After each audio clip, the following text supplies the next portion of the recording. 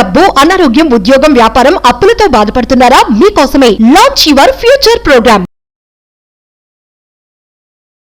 Hi viewers, India's largest digital media network Suman టీవీకి స్వాగతం. ప్రస్తుతం మనతో ఉన్నారు motivational speaker and language trainer Vijaya Bangaru Amma. So బోడుప్పల్లో జరిగిన అతి దారుణమైన సంఘటన, భర్త భార్యని ముక్కలు ముక్కలుగా నరికి చంపేసిన విషయం గురించి ఒక్కసారి అమ్మతో మాట్లాడదాం. అమ్మ నమస్తే. అమ్మ నమస్తే. అమ్మ, నిజంగా పెళ్లి అంటే భయపడనీకి ఎన్నో వీడియోలు వస్తూనే ఉన్నాయి. ధైర్యం అనేది లేకుండా పోతుంది యువతకి పెళ్లి అంటే. అవును, ఇంత లవ్ మ్యారేజ్ చేసుకొని అంత ఘోరంగా చంపి ముక్కలు ముక్కలుగా నరికి మూసీ నదిలో అక్కడేదో ఏదో రైతు పంటలు పండించనీకి విత్తనాలు చల్లినట్టు చల్లడం అనేది నిజంగా చాలా బాధాకరమైన విషయం. అలాంటప్పుడు పెళ్లి చేసుకోవడం ఎందుకు? 5 నెలలు కడుపుతో ఉన్న అమ్మాయిని అంత ఘోరంగా అంటే దీనికి అంతటికి కారణం రాధగారు మళ్ళీ పెళ్లి చేసుకోవడం, తొందరపడి పెళ్లి చేసుకోవడం. ఇంట్లో నుంచి అసలు ఆ కుర్రోడు వాళ్ళ ఇంట్లో చెప్పకుండా, అమ్మాయి డిగ్రీ చదివే అమ్మాయిని ఇంట్లో వాళ్ళు తెలిసి వద్దని చెప్పినా కూడా వీళ్ళిద్దరు ఇష్టపడేసి పక్కనే ఉండేవాడు, ఒక ఇంటి అవతల అనుకుంటా. సో అలా వచ్చారు. వచ్చిన తర్వాత ఏమైందంటే, సరే ఇద్దరు ఇష్టపడి పెళ్లి చేసుకున్నారు. తల్లిదండ్రులు అటువైపు వాళ్ళు ఇటువైపు వాళ్ళు కూడా, మీకు తెలుసు కదా, ఈ కాలంలో పిల్లలు ఏదన్నా నిర్ణయించుకుంటే తల్లిదండ్రులు వద్దన్నా అవునన్నా వాళ్ళు చేసుకుంటారు. కాబట్టి వాళ్ళు కూడా కామ్గానే ఉన్నారు. సరే ఎక్కడున్నా కూడా బాగానే ఉంటే చాలు అనుకొని వాళ్ళు అటువైపు వాళ్ళు ఇటువైపు వాళ్ళు కాంప్రమైజ్ అయిపోయారు. 2 సంవత్సరాలు బాగానే ఉన్నారు. మరి అసలు యాక్చువల్గా వాళ్ళు ఒక ఇంట్లో ఉన్నారు, ఒక 18 నెలలో 19 నెలలో ఉన్నారు. ఉన్న తర్వాత మరి ఏమైందో ఏమో వేరే చోటుకి వెళ్ళిపోయి మళ్ళీ ఇది వరకు ఉన్న ఇల్లు ఖాళీ చేసిన ఇంటికే వాళ్ళు వచ్చి ఒక 20 డేసే అయింది. సో ఆ అమ్మాయి యాక్చువల్గా తను కాల్ సెంటర్లో పనిచేసేదని మనం విన్నాము. అతను ర్యాపిడో డ్రైవర్. సో బాగానే ఉండేవాళ్ళు. అయితే చుట్టుపక్కల వాళ్ళని అడిగితే మరి గొడవలు ఏమైనా జరిగాయా అంటే, ఏం లేదు బాగానే ఉంటారు, వాళ్ళు ఎవరి జోలికి వెళ్ళరు అని చెప్పారు. సో అమ్మాయి మొన్న కూడా అదే ఆ సంఘటన జరిగిన రోజు కూడా అంతకంటే ముందు కూడా బాగానే ఉండింది, మాట్లాడింది. ఇతను ఏం చేశాడంటే, అనుమానం ఏంటంటే, కాల్ సెంటర్లో పనిచేసే వాళ్ళకు ఒకవేళ నిజంగా ఎవరైనా రాధగారు బయటికి వెళ్ళి మనం పనిచేస్తున్నప్పుడు ఒక హస్బెండ్తోనే మనకు కాంటాక్ట్స్ ఉండవు, ఒక ఇంటి సభ్యులతోనే కాంటాక్ట్స్ ఉండవు, ఎవరితోనో 10 మందితోనో మనం మాట్లాడాల్సి వస్తుంది. అది అవసరం కూడా కదా. సో అలాంటప్పుడు ఏం చేయాలంటే, అది మనం అర్థం చేసుకోవడానికి ఎవరైనా ఆడవాళ్ళు కానీ మగవాళ్ళు కానీ అర్థం చేసుకోవడానికి ట్రై చేయాలి. సో ఆ అబ్బాయికి ఏంటంటే, మనసులో ఏదో ఒక అనుమానం, ఈమె ఎవరితోనే మాట్లాడుతుంది అనే అనుమానంతో ఏం చేశాడంటే, అట్లీస్ట్ ఇంట్లో ఈ అమ్మాయి పేరెంట్స్ తో మాట్లాడడానికి కూడా ఇతను పర్మిషన్ ఇవ్వలేదు. మాట్లాడనిచ్చేవాడు కదా. పాపం వాళ్ళ మదర్ ఏడుస్తూ చెప్తుంది, మాతో మాట్లాడనిచ్చేవాళ్ళు కూడా కాదు. ఎప్పుడైనా దొంగతనంగా ఫోన్ చేసేది, మాకు బాగున్నావా అంటే బాగున్నావనే చెప్పి బాగా కొట్టేవాడు. ఎందుకంటే అనుమానం అంతేనండి. ఇప్పుడు అనుమానం వచ్చిందంటే ఎటువంటి క్రైమ్ చేయడానికి కూడా వాళ్ళు వెనకాడరు అనమాట.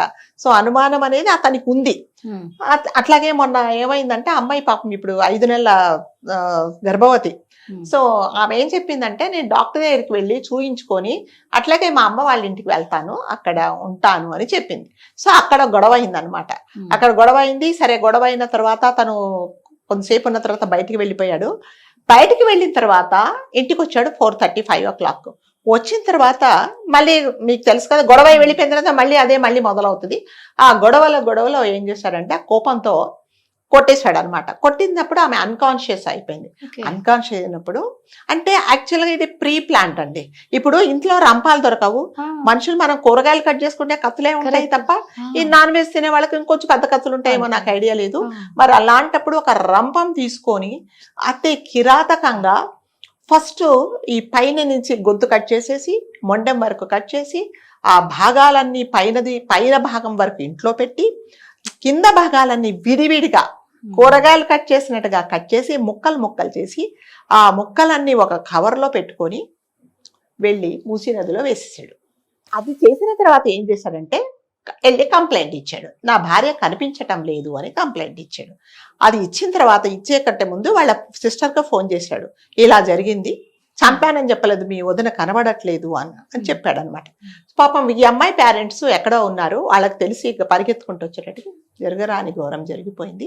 సో ఇది ఎవరైతే వీళ్ళ చెల్లెల హస్బెండ్కి చెప్తే, ఆ చెల్లెల హస్బెండ్ వెంటనే ఇతన్ని తీసుకెళ్ళాడు పోలీస్ స్టేషన్. తీసుకెళ్ళి అక్కడ అప్పచెప్పారు. ఇక మీకు తెలుసు కదా, పోలీసుల వాళ్ళ పంధాలో వాళ్ళు ఎంక్వైరీ చేస్తే నేనే చంపానని చెప్పాడు. అంటే చూడండి. అంటే ఎవరి చెల్లెల హస్బెండ్?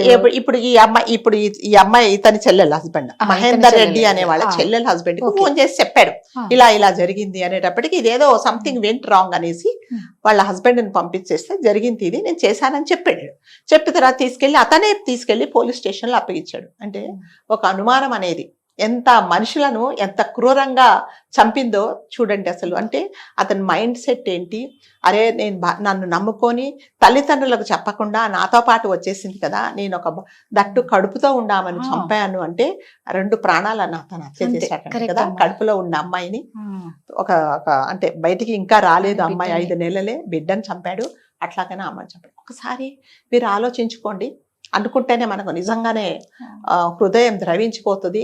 ఆ కడుపుతో ఉన్న ఆమెను కొడుతూ ఉంటే రంపంతో కోసిన తర్వాత, సరే ప్రాణం పోయిన తర్వాత మీరు రంపంతో కోయండి, పెట్రోల్ వేసి తగలబెట్టండి, ఆ బాడీకి ఇంకా ఏమీ తెలియదు అనుకోండి. ఒకసారి ప్రాణం పోయిన తర్వాత తెలియదు.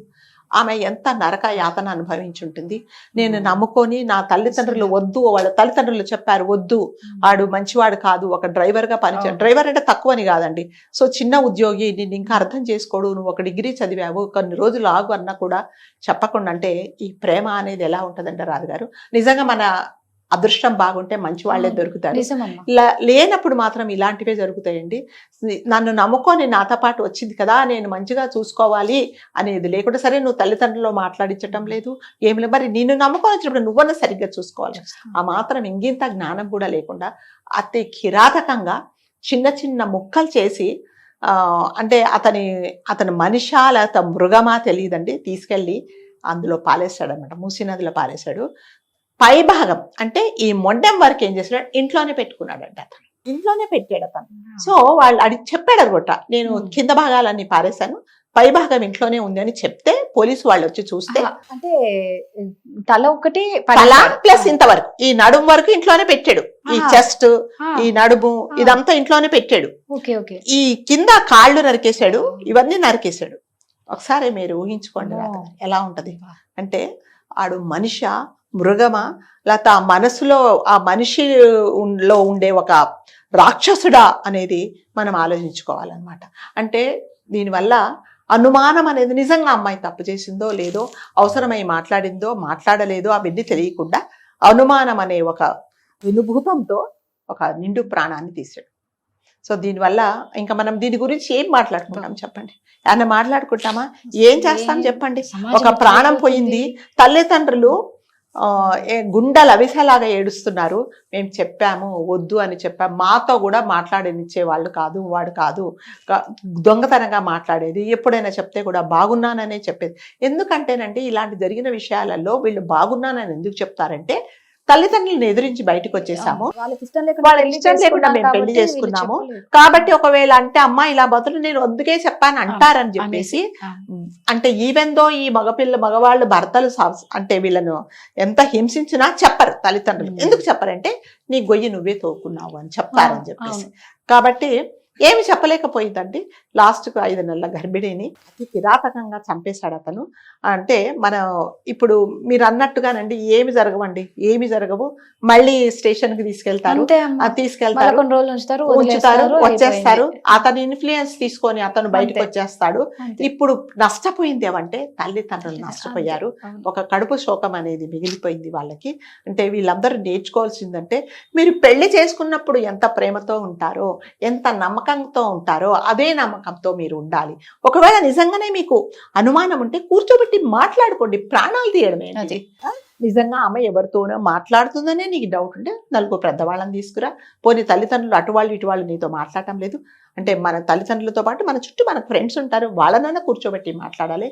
అలాంటిది ఏమి చేయకుండా అతి కిరాతకంగా చంపాడు అంటే మనం ఏం అర్థం చేసుకోవాలి చెప్పండి. కాబట్టి మనం ఒకటే సలహా ఇస్తున్నాము, పెళ్లి చేసుకున్న తర్వాత, ప్రేమ పెళ్లిళ్ళు చేసుకున్న తర్వాత మీరు ఎవరిని ఇన్వాల్వ్ చేసుకోకుండా మీరు ఒకరికొకరు అర్థం చేసుకొని ఏదైనా పొరపాట్లు జరుగుతున్నా మీరు సర్దుకుండేలాగా ఉండాలి. కానీ ఇలా చేస్తే ప్రాణాలు పోయినాయి.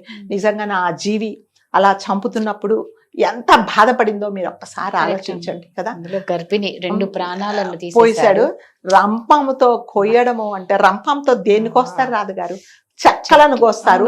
ఎందుకంటే కత్తులతో కోస్తే అవి తెగవు, గొడ్లతో తెగవు కాబట్టి చాలా బలం ఉపయోగించి రంపంతో కోసాడు అంటే అంటే వాడు నిజంగా మనిషి ఎప్పుడైనా అనిపించలేదా ఈ భార్యనే కదా నేను ఇంత ఇష్టపడ్డాను, ఇష్టపడ్డాను ఎందుకు అనిపించట్లేదు, వంశాన్ని నిలబెట్టడానికి ఒక కొడుకునో కూతురునో నీకు ఇవ్వబోతుంది, ఇంత చిన్న విషయానికే కదా నేను ఒక్క నిమిషం ఆలోచించుకోవాలని ఆలోచించుకోకుండా ఇంత కిరాతకంగా చంపాడు అంటే నిజంగా మనకు కూడా మన చట్టాలలో కూడా కొన్ని మార్పులు రావాలండి.